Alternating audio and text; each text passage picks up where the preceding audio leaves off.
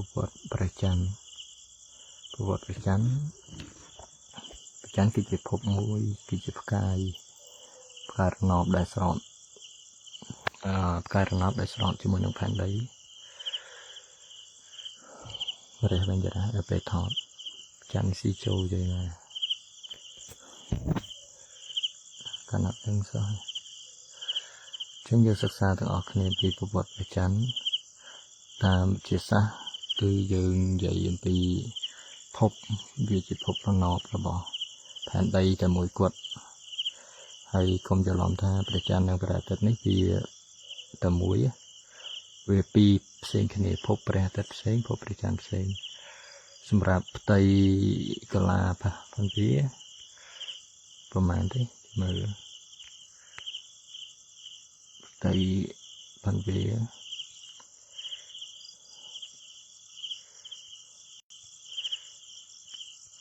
នេះ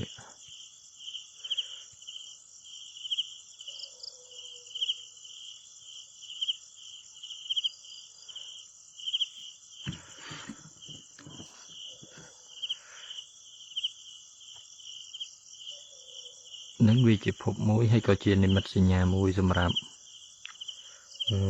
សម្គាល់គឺជាផ្កាយរណបធម្មជាតិតែមួយគត់នៃភពផែនដីនិងជាព្រះច័ន្ទដ៏ធំបំផុតទី5យើងចក្រវាឡនេះវាមានព្រះច័ន្ទកន្លងមកងាប់អស់ហើយសល់មួយនឹងវាទី5ហើយនៅក្នុងប្រព័ន្ធព្រះអាទិត្យវាទី5នៅក្នុងប្រព័ន្ធព្រះអាទិត្យចឹងចម្ងាយជាមធ្យមរវាងព្រះច័ន្ទនិងភពផែនដីនេះគឺ38,402 គីឡូម៉ែត្រការ៉េ38,402 គីឡូម៉ែត្រព្រះច័ន្ទគឺជាផ្កាយរណបដែលមានដង់ស៊ីតេទី2ហើយនៅផ្កាយរណបដែលមានដង់ស៊ីតេទី2និងក្នុងផ្កាយរណបដែលមានដង់ស៊ីតេច្រើនបំផុតព្រះច័ន្ទត្រូវបានគេគិតថាបានបង្កើតឡើងប្រហែល 4.51 លានឆ្នាំមុនអញ្ចឹងអ្នកបង្កើតមិនយូរប៉ុន្មានបន្ទាប់ពីភពផែនដីអ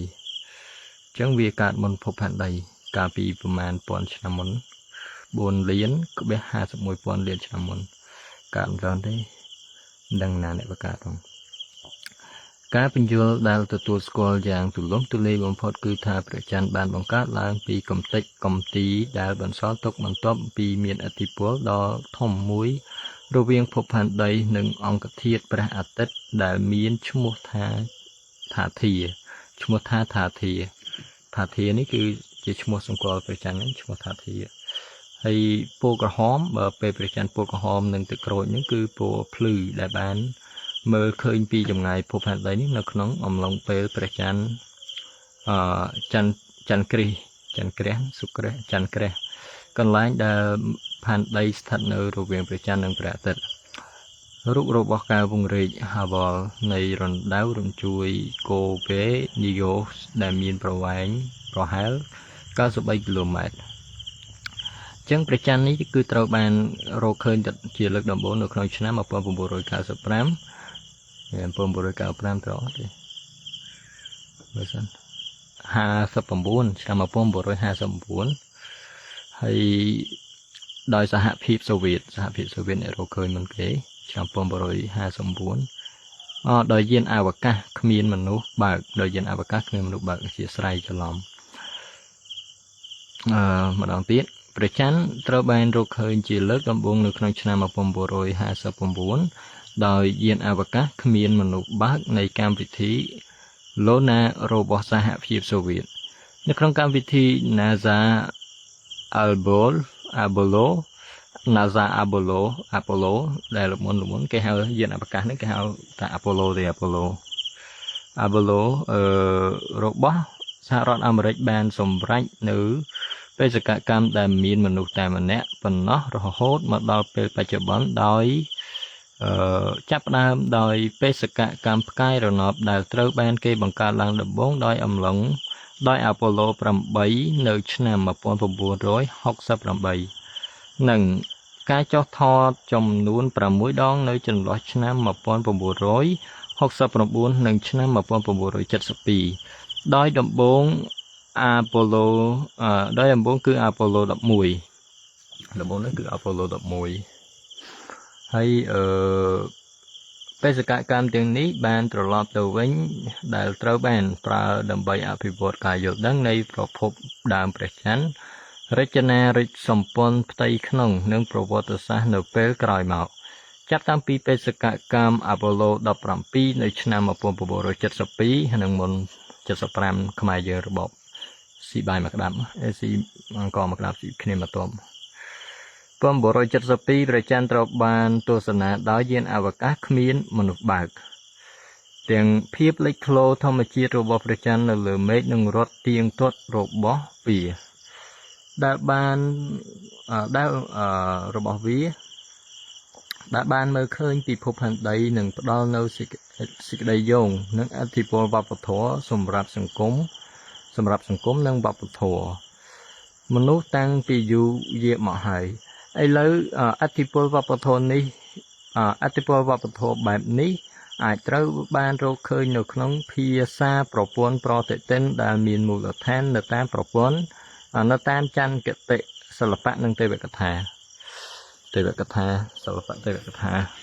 ញ្ចឹងនេះគឺតាមប្រភពដែលយោងទៅតាមអ្នកវិទ្យាសាស្ត្រដែលបានរកឃើញ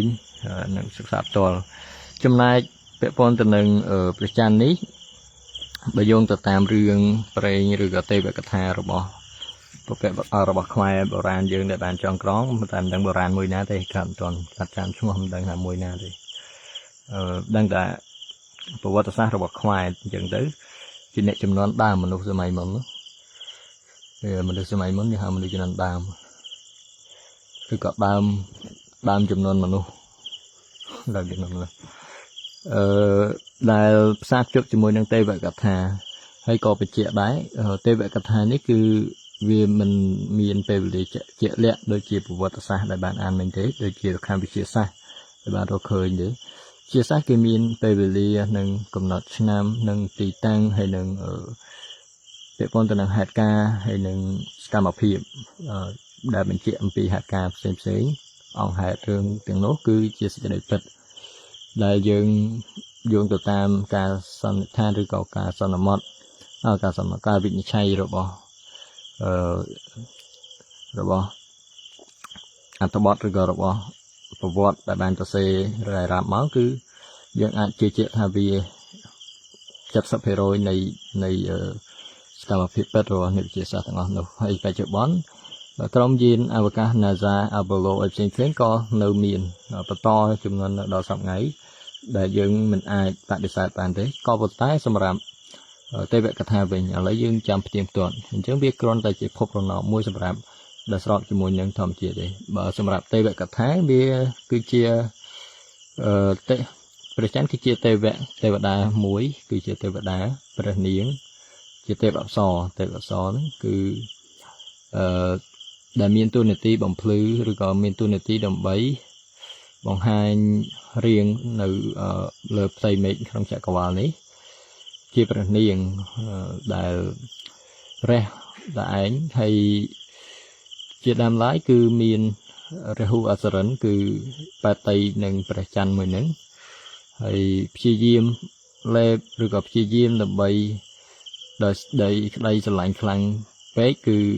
មិនចង់ឲ្យពួកយក្សឬក៏ពួកកន្ធប់ពួកអសលអីមកបៀតបៀនឬក៏មកញ៉ាំញ៉ង់អីហ្នឹងក៏មានការលេបចូលក្នុងពោះនឹងឯងហើយអាការលេបហ្នឹងគឺជាច័ន្ទក្រេះអីហ្នឹងដែលយើងហៅថាច័ន្ទក្រេះងឹតសូនជើងនោះគឺលេបទៅចូលក្នុងពោះហើយពេលខ្លះលេបក៏មិនបានដល់ពេលខ្លះលេបទៅបែកពោះហើយអញ្ចឹងទៅដោយសារតែព្រះច័ន្ទហ្នឹងគឺមានសម្រស់ស្អាតពេកសម្រស់ស្អាតរហូតទៅដល់ពួកយក្សពួកអសលពួកអីហ្នឹងគឺមានការញ៉ែញ៉ងទ្រាំមិនបានហើយក៏មានការបៀតបៀនពីពួកទេវៈដែលពួកទេវតាដែលជន់នៅអាកាសហ្នឹងគឺបើយើងគិតនៅក្នុងឋានសួគ៌ឬក៏ឋានទេវលោកក្នុងពុទ្ធសាសនាដែលបានបង្ហាញប្រាប់នៅក្នុងបរមត្ថធម៌ក្នុងអភិធម្មអដ្ឋសង្កហៈហ្នឹងគឺតាមការសិក្សាមកគឺទេវតាដែលមានបន្តិចឬក៏ទេវតាជនទាបអញ្ចឹងកម្រិតទាបហ្នឹងឯង chẳng cứ miền ca mỏ pa tây rồi có mỏ nha nhon về chăn nâng ấy đời sầm rõ sạch hay cho đá dương cho là tệp thịt đa FCC những cứ nào lờ mệt những nào than tệp lúc mà thất tệp đa mà óng sật tầm miền nó tệp bọt muối sật tầm miền tệp thịt đa rộp bòn anh ấy dừng bài mình tính nói dừng út họ chỗ út họ dừng prep thiệp cả prep thiệp thì sẽ nạp prep thiệp dừng cất mơ luôn này tới thà bài chờ bón như rồi nữสำหรับในปัจจุบันสำหรับในประเภทนักกุศลทบเส้นคือมันใส่จีนโบบรอประมาณนี้บรอคือพิจารณาคือบัวนั่นคือไปคลาสคือดำใบชีวเพียไปคลาสดำใบตัวบางการศึกษาไปคลาสบัวดำใบได้เกี่ยวกับกิจวัตรอันหนึ่งไอ้ให้พิจารณาคือตายถัดเต่าเตะชานหนึ่งไอ้ดอยจานให้สำหรับดอยเต็กคือtàu tây vào lô ấy nứng hay tàu mui nâng ấy tàu tam ca cha tự tha thì có ta ca tàng chất nâng địch có so thua con thua đại con này bàn sang mà proper nâng ấy chẳng bàn nơi tây vào lô số bộ tự đòi tệp thị đa ấy tràn đời xa hai đại kế đời xa tại miền bài chợ bán như mới khởi hai thị trấn này màu vót màu phơi tiên sâu màu bây giờ bị chạ sầm rạp xong em xem thị trấn tại nhiệt nhô ba sự ca thì lại chia stray đằng ấy chẳng cứ cầm nát chia stray ní nó không cầm nát mà nấu tam ca tụi miền rồi có tam pre tầm ra rồi bỏ pre mà sản phẩm ní cứ còn bàn pre tầm ra tha chỉ nẹt miền bom tịch bàn sản nó ở bạn này saiในการประพฤติในเพื่อนก็สอนทศคือเชียเนี่ยได้ทามีนบอลเต็กเชียงบรอให้เนี่ยได้การมาเชียมนุษย์ปรนี่คือมีนบอลจานเชียงสตรีมีนบอลจานนั่นคือยังเมื่อปัจจุบันบรอยังคือมีนสัตไอหรือสตรีบ้านบรอยังมีนอากาหรือก็มีนอัติโพลเชียงสตรีจานก็ปัจจัยปัจจุบันสตรีซึ่งได้ว่าได้นั่งวิโรได้ซาตายการถอยไปให้เราบอกรอหนึ่งไงให้ยิ่งโจเรื่องยังวิ่งจังคือมีการชลวกนี้ไว้นี้จมูกหนึ่งพวกเทวดาจมูกพวกสอลอะไรหนึ่งเองชลวกนี้เราไปตัวบานดำนายไทยแบบโดนไปจานหนึ่งเองไทยจีไตกูหรือก็จีโยมเอาเพื่อจีโพริจียังใจโพริจีตามสายควายจีเพริจีหรือก็จีใส่สนอมจีสนอมไอจังกบานได้เมื่อtớiคืออาสมรได้เกตามเราประชันหนึ่งให้เมียนกาวไว้ขณีอีนึงให้กาวไว้ขณีเทวดาเขาถาเทวะไว้จมวยปวดสอบอะไรหนึ่งไอวัยมันควอลได้มีนพิจูพองมีนไอพองก็ไปคลาก็ปะพอลตลอดทานมนุษย์ทางกระดาษยืงได้ให้มีนกรุธรรมจิตไอเพลงเซมีนเพลงเทเลนแต่บางไอ้นั้นสักสังแต่ก็เจนไปปวดนั่งไงปวดวัยขี้เนี่ยแต่ดำใส่นั้นดำไปจันนั้นว่าสอบเตวบรรดานั่งไงวัยโหตลอดวัยลักษณะถ้าวัยมันดังชนิดใจเอาดังชนิดใจให้ก็เตียงปะใส่นั่นคือจีกใส่นั่นมันจีกใส่ตีนโปรดก็ใส่đấyคือพวกนี้ว่าห่อหาในเรื่องการนั่งtớiก็แบบปะจอมวงว่าsauเลยนั่งเทวดาเทวะนั่นคือวัยขี้tớiก็จับกระตุยเนี่ยให้พวกอาซอลก็จับมาข้างกระเป๋าจับตีนđượcใส่โปรดจังนะตีนtớiตัววิ่งตัวมาtớiให้ก่อรงเกอร์ตลอดพนมประสนในรูปหนึ่งไอ้ให้พนมสนในรูปนั้นคือเชียตีทายมวยได้จอมกันดาในจักรวาลอยู่นั้นได้อยู่บางใจจิตตึกทำมีนอุตระตึกให้มีนประจำตึกเซนคือมนุษย์ได้มีอายุกำลังอายุคือเซนนี้ในสำหรับในกอพนมจาตุกอพนมในรูปนั้นคือจิตทานจาตุมหาราชการในตึกอย่างบุญใน ទេវតានឹងឯងហើយសម្រាប់ស្ដេចយមរាជភាគច្រើនគឺចេញពីចតុមហារាជការនឹងឯងចតុមហារាជការនឹងគឺជាទេវតាធនទៀតជាងគេ ហើយក៏ពូភ្នំនៅសនេរុនឹងគឺជាតាវតឹងហ្នឹងគឺព្រះបានដូចជាចំណតបានក្រុងអញ្ចឹងនៅពេលដែលយើងចុតិទៅគឺយើងងាប់ទៅគឺភាគច្រើនគឺទៅតាវតឹងមុនគេទៅហ្នឹងគឺមិនថាអ្នកប្រព្រឹត្តធ្វើនៅបាបឬក៏បុណ្យឲ្យដល់ប្រព្រឹត្តធ្វើនៅកុសលខ្លះអកុសលខ្លះគឺភាគច្រើនទៅកាត់សេចក្តីនៅតាវតឹងហ្នឹងឯងអំពីបញ្ចខណ្ឌចុបែកធ្លាឬក៏ចុតិហ្នឹងទៅការអកតិរបស់យើងនឹងគិតនៅក្នុងកុសលគឺវានឹងទៅចាប់បដិសន្ធិនៅតាវតឹងជាមុនបន្ទាប់មកបានកម្មតតែងទៅតាមឋាននីមួយៗទៅតាមបុណ្យរបស់យើងទៅតាមគុណធម៌របស់យើងដែលបានសាងក៏ប៉ុន្តែបើម្លងពេលទៀតស្លាប់បើសិនជាកតិរបស់យើងគិតនៅក្នុងអកុសលធម៌គឺយើងភាគច្រើនគឺទៅតាមទៅដល់អបាយភូមិមុនអបាយភូមិគឺភាគច្រើនទៅជាប្រែតឬក៏ទៅជាអសុរកាយអីហ្នឹងឯងតែបើសិនជាទោសធ្ងន់ដូចជាទេវទត្តឬក៏ដូចជាទេវទត្តហើយប្របាទអីគេមួយទៀតប្របាទអីគេដែលត្រូវជាបុតប្របាទព្រំពិសាហ្នឹងដែលវះបាក់ជើងប្របាទព្រំពិសាឲ្យសម្រាប់ឪពុកហ្នឹងហើយគឺចូលអនន្តរិយកម្មហ្នឹងឯងហ្នឹងគឺកម្រិតទោសហ្នឹងឯងហ្នឹងគឺទៅមិនបាច់និយាយច្រើនគឺបញ្ជូនកម្មចាត់ចែងទៅតែម្ដងហើយមានបុគ្គលខ្លះទៀតគឺប្រព្រឹត្តធ្វើនៅកុសលកម្មអកុសលកម្មគឺធ្ងន់ធ្ងរមែនទែនគឺរហូតដល់ធរណីស្រូបយកទៅតែម្ដងដើរទៅគឺមានការស្រូបចូលនៅក្នុងដីតែម្ដងអានឹងដោយសារហេតុអីដោយសារតែហេតុមិនបានរក្សាសិលចិត្តហ្នឹងគឺពោពេញទៅដោយអស្មិមាននេះលោភៈទោសៈមោហៈអីហ្នឹងឯងអវិជ្ជាគ្រប់សង្កត់ទៅគឺជាមនុស្សដែលកាយសាហាវជាងតិរិឆានសាហាវជាងអសុរកាយជាដើមចឹងយើងចូលរឿងយើងវិញការវាយគ្នានឹងឯងការទាញហ្នឹងគឺទាញមិនដឹងឈ្នះចាញ់ទេរហូតទៅដល់មានគេហៅថាវិស្ណុការឬក៏ព្រះវិស្ណុហ្នឹងឯងភាគច្រើនព្រះវិស្ណុហ្នឹងគឺជា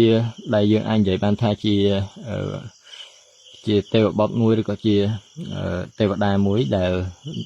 បន្ទាប់ដែលនៅក្រោមការគ្រប់គ្រងរបស់ពួកព្រំហ្នឹងគឺមានអាយុវែងព្រំហើយមានសុទ្ធិវៈព្រំមានព្រំមាមានអីគេទៀតសុទ្ធិវៈមានព្រំមាសុទ្ធិវៈមាន6ជាន់ឋានព្រំហើយមានអាយុច្រើនព្រំខ្លះគឺដេកមកផ្ទុះផែនដីបរហើយបានភ្ញាក់មកផ្ទុះផែនដីទៀតបានងើបទៅទៀតមួយថ្ងៃព្រំហ្នឹងគឺរាប់លានរាប់នេះឆ្នាំយើងសិក្សាទៅបានដឹងហើយក៏មាននេះដែរដូចរូបក្នុងរូបគំនូផ្សេងដែលបានសរសេរនេះគឺព្រំដែលគូហ្នឹងគឺមុខ4គឺគូហ្នឹងគឺតាមន័យបុព្វបុរសរបស់យើងដែលជាបុរាណអាចារ្យរបស់ខ្មែរហ្នឹងគាត់គូក្នុងអត្តន័យប្រៀបធៀបជាមួយនឹងទេសនៈប្រៀបធៀបទៅព្រំវិហារធម៌ទាំង4នៃការរស់នៅរបស់មនុស្សអីជាដើមហ្នឹងឯងមានមេត្តាករុណាមុទិតាក៏ប៉ុន្តែរូបរាងព្រំពិតប្រាកដគឺមុខដូចតែមនុស្សយើងនឹងឯងមានមុខ4អត់មានក្បាលមុខ4សងខាងនឹងដេកមិនព្រំមានគេសួរព្រំដេកមិនខ្លះថាព្រំដេកឈរខ្លះព្រំដេកអង្គុយតែសារៈថ្មីគឺព្រំដេកបិទភ្នែកអញ្ចឹងមិនដែលដេកបិទភ្នែកទេហើយរូបរាងព្រំគឺសង្ហាស្អាតហ្មងស្អាតមើលទៅគឺសឹងតែគេហៅថាសឹងតែវាងនឹងព្រះសម្មាសម្ពុទ្ធដែរហ្នឹងពុរិសលក្ខណៈ32ប្រការក៏ប៉ុន្តែមិនដល់នឹងទេគ្រាន់តែសង្ហាមុខដូចមនុស្សយើងអញ្ចឹងហើយមុខដូចអាចថាមុខដូចអាត្មានៅប្រសក់អញ្ចឹងឯងមើលមិនគឺអញ្ចឹងមុខព្រំហើយវិស្ណុការនេះនៅក្រោមការគ្រប់គ្រងព្រំនឹងឯងព្រំនឹងឯងហើយក៏បានចុះមកដោយហេតុគឺរង្គើរំជួយនៅកែភ្នំនេះគឺរង្គើពីព្រោះកាលណាតែពួកអសលពួកនេះវាដល់ពេលវាចាញ់ឬក៏វាសបាយភ្លេចខ្លួននឹងភ្លេចទូនាទីខ្លួនឯងនេះគឺទូនាទីវាគឺនៅក្រោមបាតភ្នំនឹងឯងនៅត្រូភ្នំនឹងឯងនៅត្រូហើយពួកក្រត់ពួកអីនឹងឯងក្រត់អត់ត្រូវគ្នាជំនាកទេក្រត់នឹងឆ្លោះគ្នាវាយគ្នាទៅជាមួយនាគទេ ហើយក៏ក្រត់អត់ហ៊ានចោះទឹកមុននឹងចោះទឹកគឺវាឈោសំកាំងស្លាបលើកដៃឡើងលើសំកាំងស្លាបបានឈោអើតពីទិសខាងលិចហើយអើតបែរក្បាលទៅទិសខាងកើតមុននឹងវាចោះចូលប្រទឹកអញ្ចឹងបានតាមវិហារហ្នឹងគេធ្វើរូបក្រត់ត្រូវិហារតាមពិតគឺសំដៅទៅដល់នេះទេគឺ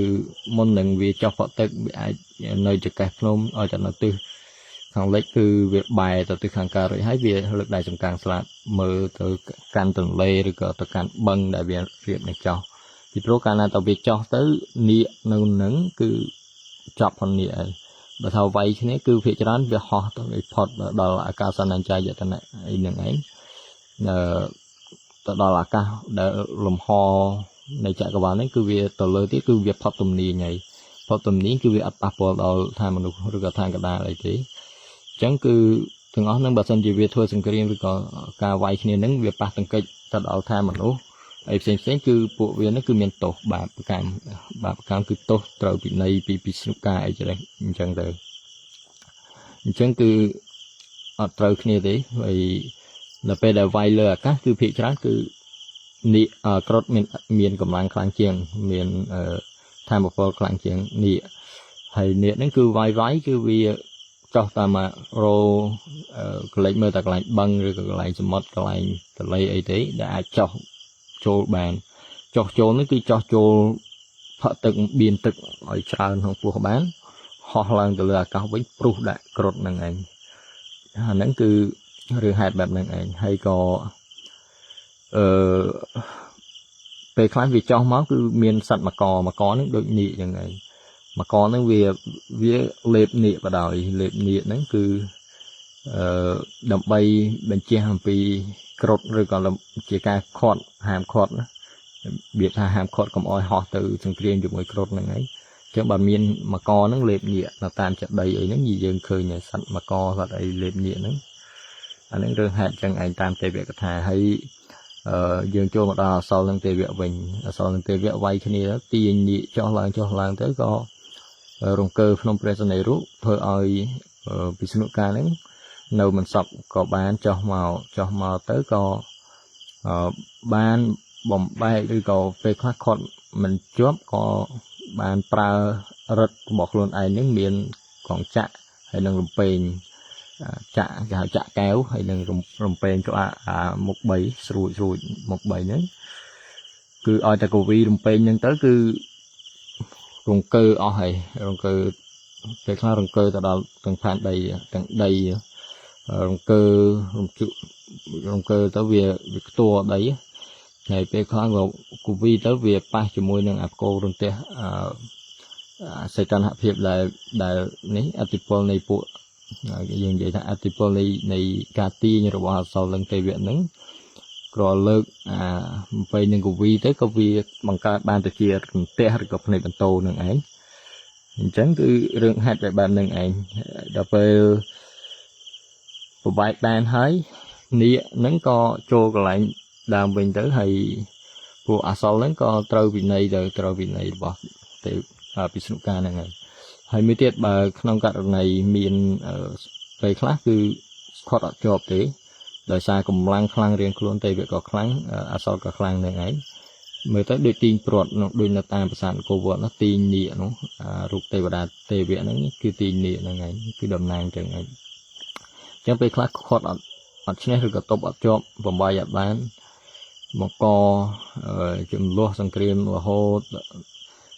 ពិស្ណុកាហ្នឹងក៏យកសេចក្តីហ្នឹងទៅរាយការណ៍ទៅដល់ព្រំនៅឋានព្រំហ្នឹងគឺគេហៅទេវបុត្រនៃព្រំហ្នឹងចោះមកទៅបានគ្រាន់តែអានុភាពនៃការចោះមកហ្នឹងគឺពួកអសលហើយនឹងទេវៈនេះគឺខ្លាចតែម្ដងគឺស្ងាត់អស់តែម្ដងគឺទម្លាក់មាននេះចោលរៀងខ្លួនទៅហើយក៏នៅទទួលការស្ដាប់ដំបូន្មានពីព្រំហើយក៏ចូលទៅតាមកន្លែងធ្វើការរៀងខ្លួនគឺទៅត្រូភ្នំនឹងឯងខ្លាចភ្នំនឹងរង្គើឬក៏លិចចូលនៅក្នុងមហាទ្វីបហ្នឹងគេហៅថាចម្ពុះទ្វីបហ្នឹងអញ្ចឹងគឺជាតំណាងវាប្រៀបបានដូចជាសសរគោលមួយនៃចក្រវាឡភ្នំសនីរុហ្នឹងឯងហើយ ចាប់ពីតាបតឹងទៅគឺវា6ជាន់ទៅលើចាប់ពី6ជាន់ទៅលើទៅដល់ព្រំហើយពីព្រំហ្នឹងទៅ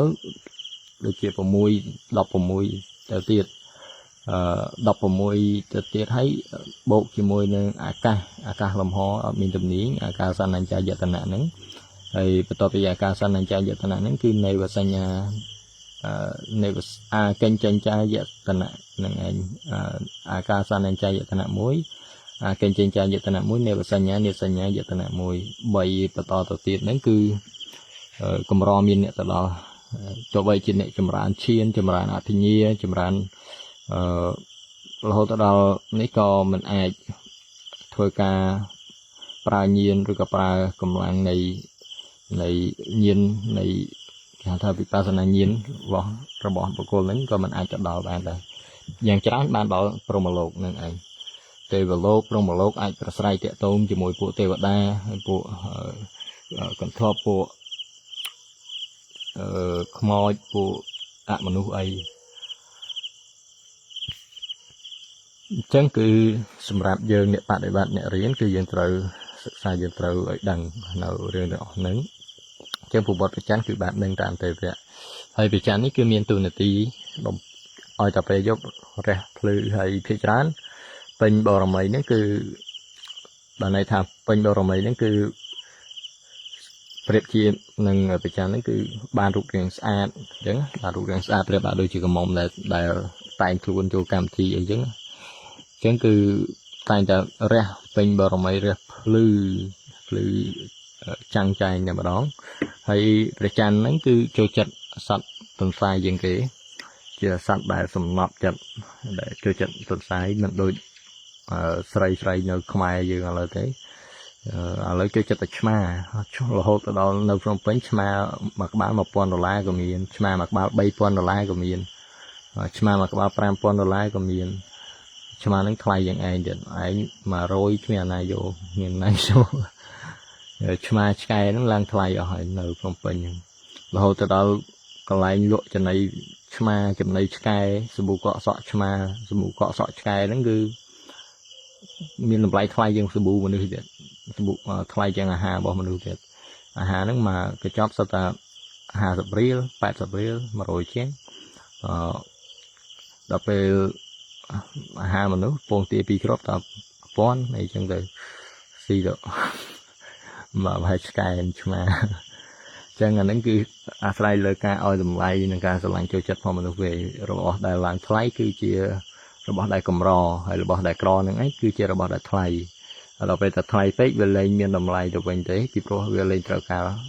វាលែងជាតម្រូវការសម្រាប់មនុស្សចឹងអ្វីក៏ដោយឲ្យតែជាតម្រូវការសម្រាប់មនុស្សគឺវាមានទីផ្សារហើយពាក់ព័ន្ធទៅនឹងរឿងប្រវត្តិប្រចាំគឺមានតែប៉ុណ្្នឹងហើយសម្រាប់យើងមានទេសនៈបែបណាក្នុងការគិតនិងការរស់នៅក្នុងចក្រវាលនៅក្នុងភពផែនដីនេះតែយើងមានជំនឿបែបណាពាក់ព័ន្ធទៅនឹងសាសនាទៅនឹងការប្រតិបត្តិជាបុគ្គលម្នាក់រស់នៅក្នុងស្រុកទេសមួយគឺតែងតែមានទំនៀមទម្លាប់ប្រពៃណីពិធី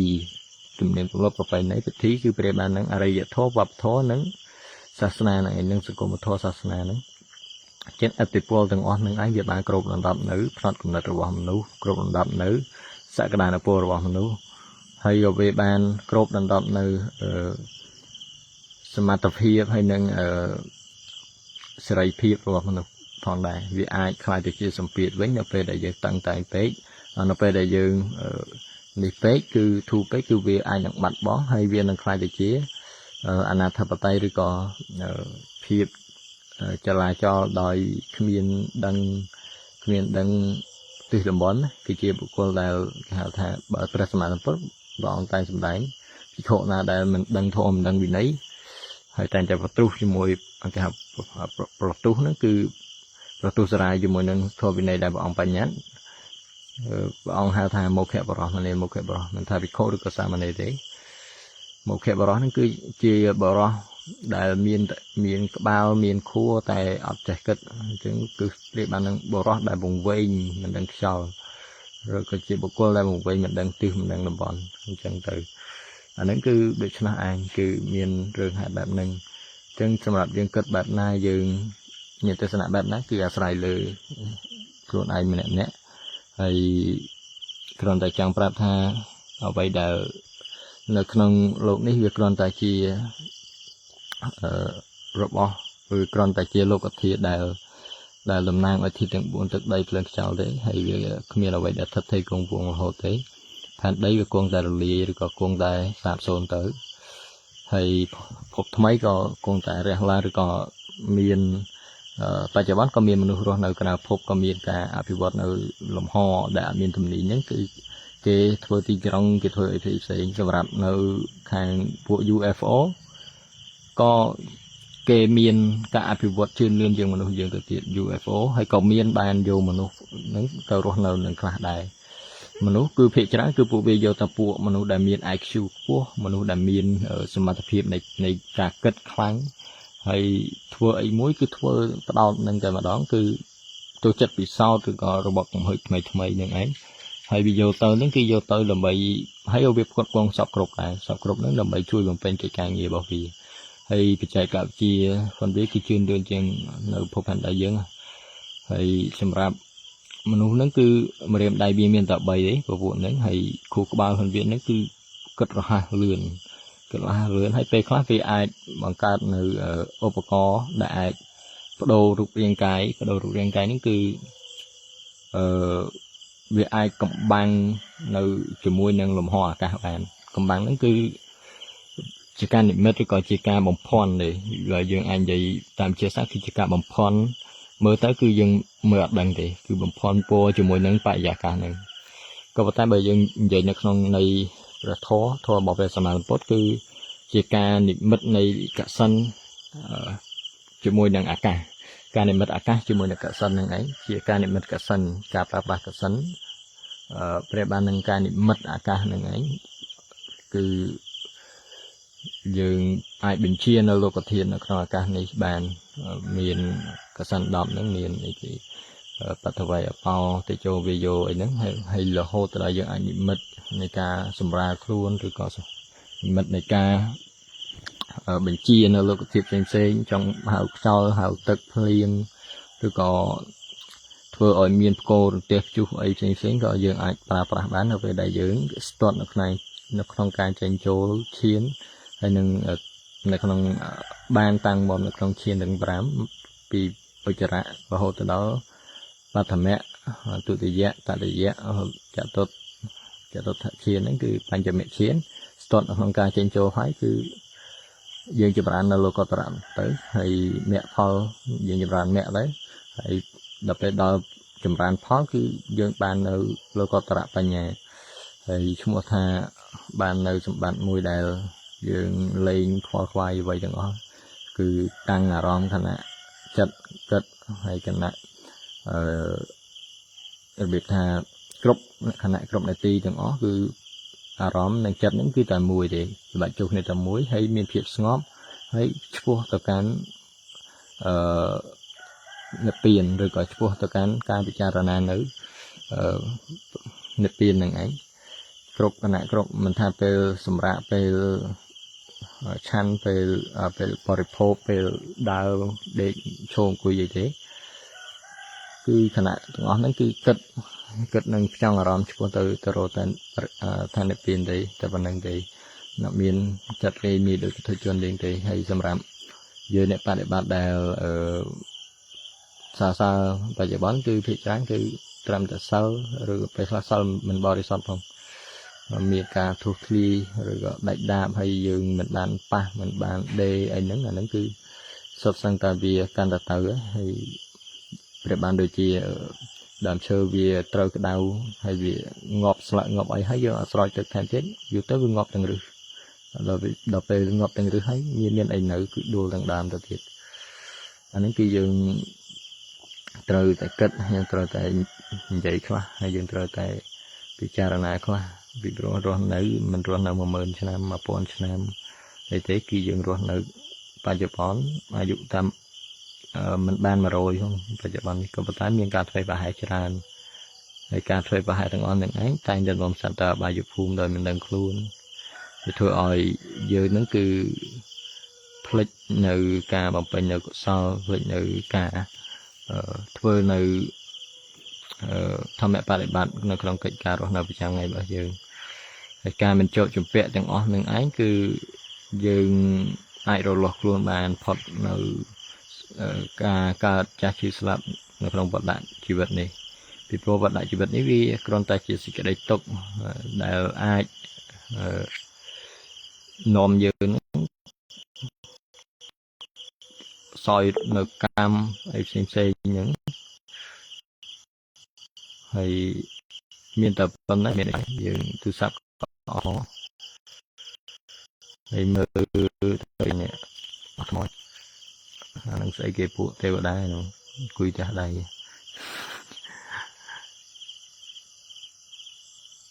មើលច្បាស់អត់ខ្មោចទូរស័ព្ទចឹងចម្រើនពរលាអរគុណច្រើនជួបគ្នានៅវីដេអូក្រោយ